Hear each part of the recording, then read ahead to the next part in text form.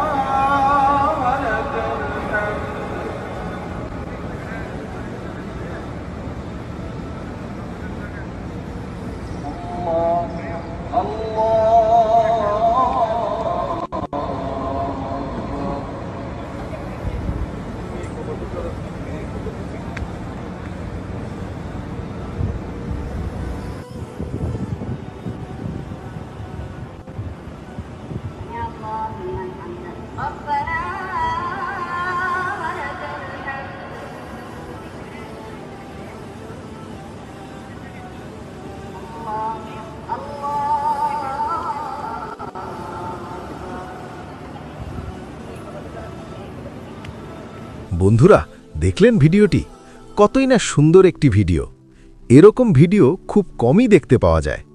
যদি ভিডিওটি আপনার অন্তর ছুঁয়ে যায় তাহলে ভিডিওটি লক্ষ লক্ষ মানুষের কাছে পৌঁছে দেওয়ার দায়িত্ব আপনার। কারণ যারা এই সুন্দর দৃশ্য দেখেনি তারা কিছুই দেখেনি। তাই অবশ্যই শেয়ার করুন। ভিডিওটিতে একটি লাইক আর এরকম আরও ভিডিও পেতে চ্যানেলটি অবশ্যই সাবস্ক্রাইব করুন।